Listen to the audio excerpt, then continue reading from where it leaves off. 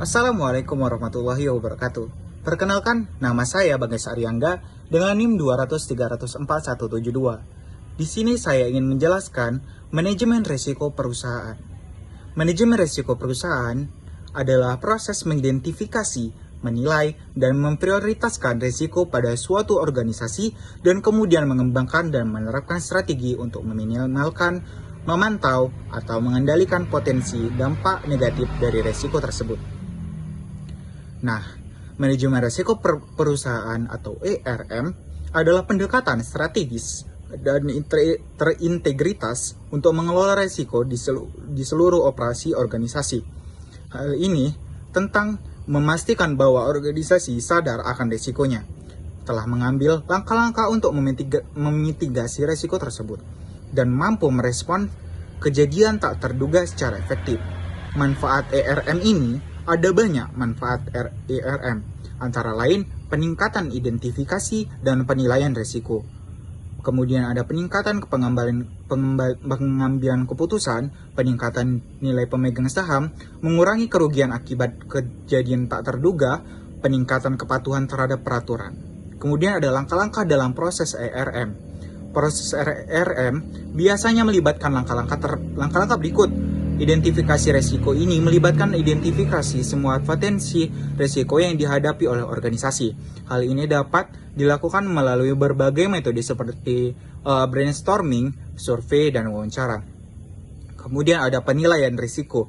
Setelah risiko diidentifikasi, risiko tersebut perlu dinilai berdasarkan kemungkinan terjadinya dan potensi dampaknya terhadap organisasi. Hal ini akan membantu organisasi untuk memprioritaskan risikonya dan mengembangkan strategi mitigasi yang tepat.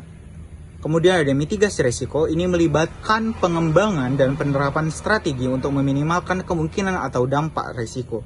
Hal ini dapat mencakup berbagai tindakan seperti asuransi, pelatihan, dan perencanaan darurat. Kemudian ada pemantauan risiko, ini melibatkan pemantauan risiko organisasi secara berkelanjutan untuk memastikan bahwa risiko tersebut dikelola secara efektif. Kemudian ada pelaporan risiko, ini melibatkan pelaporan risiko organisasi kepada manajemen senior dan pemangku kepentingan lainnya.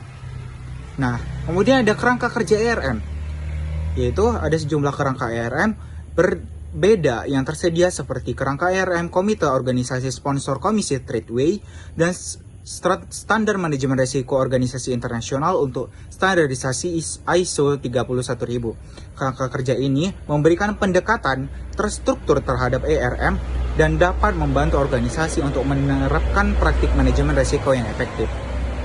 Nah, ERM di industri yang berbeda.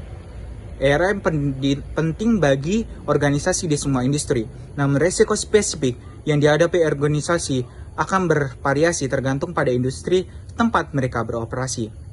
Nah, ERM adalah fungsi penting bagi organisasi manapun yang ingin sukses dalam jangka panjang dengan mengelola risiko secara efektif.